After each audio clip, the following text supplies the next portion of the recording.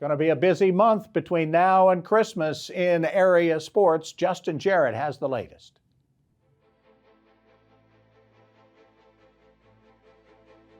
Hey, it's Monday, and that means it's time for LowCo Lights on WHHI, powered by LowCoSports.com.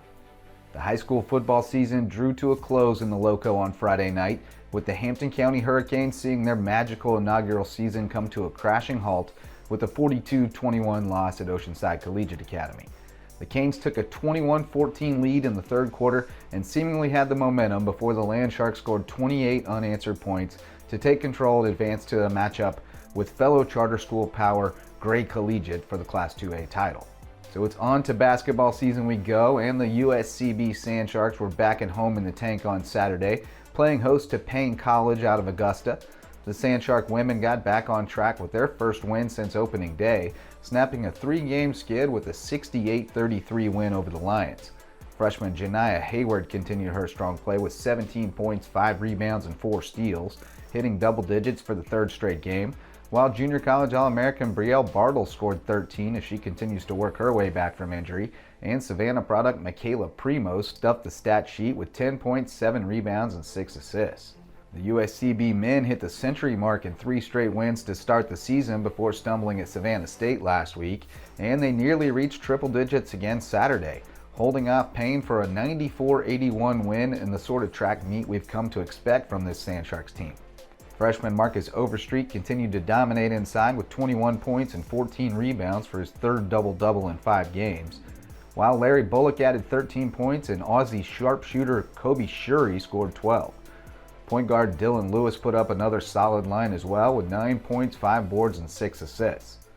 The Sand Sharks travel to Jacksonville on Thursday to take on Edward Waters College. Next home game is December 9th against Regent University. And now we have some high school hoops to fill the space between USCB games. After a smattering of scrimmages, preseason tournaments, and early season matchups, high school basketball season starts to hit its stride this week with a busy slate that includes a number of LowCo on LowCo matchups. We're still waiting to get our first look at most of the squads, but a few teams have already made a statement in the early going. It's no surprise that the 5-time defending state champion Hilton Head Christian Academy girls are off to a quick start with 3 lopsided wins to begin the season, led by the senior trio of Tamaya Hutchinson, Morgan Scott, and Devin Yard, who are averaging 52.7 combined points thus far. The Eagles are averaging 72 points per game and have allowed a total of 78 points through 3. Tougher test coming Friday at home against Calvary Day. The Bluffton Bobcats have been the gold standard for area public school girls teams in recent years, and they seem poised to retain that status after winning the Earl Campbell preseason tournament last week at Whale Branch Early College High School. The Bobcats routed Bridges Prep and Beaufort to reach the final before dispatching rival Hilton Head High 57-36 for the title.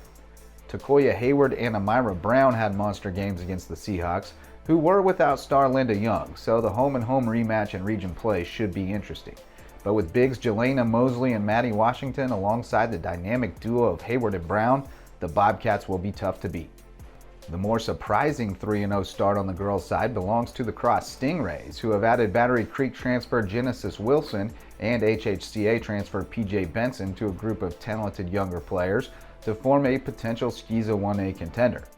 It has been quieter on the boys' side so far, but we're getting some idea of what to expect from some local teams. After meeting for the Skeeza 3A boys title a year ago, Hilton Head Prep and Hilton Head Christian Academy are both off to 1-0 starts, as the Eagles won at Coastal Homeschool and the Dolphins picked up an impressive 36-32 win at Calvary Day. We don't get the first meeting of the rivals until January 12th in Sea Pines, so sit tight. The Dolphins and Eagles might face more competition from region mate John Paul II this season too. After winning only 3 games last season, the Golden Warriors already have 2 dubs and 3 tries this year, led by senior multi-sport star Christian Tilton and an influx of newcomers.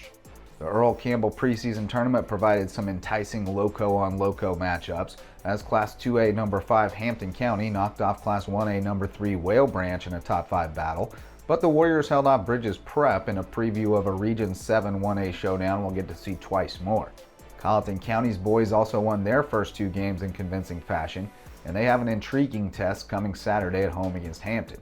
We'll talk plenty of hoops tonight on the LowCo Sports Lowdown, live at 9 p.m. on the LowCo Media Network. And you can check out the LowCo Hoops Report live at 10 p.m. Tuesday for reports from gyms around the Lowcountry. For LowCo Sports and WHHI, I'm Justin Jarrett. Until next time, go LowCo. Thanks, Justin, and we want to thank all of our guests for making us just a little bit smarter over the last 30 minutes. If you missed anything at all, we'll be back in 90 minutes. I'm Bob Stevens.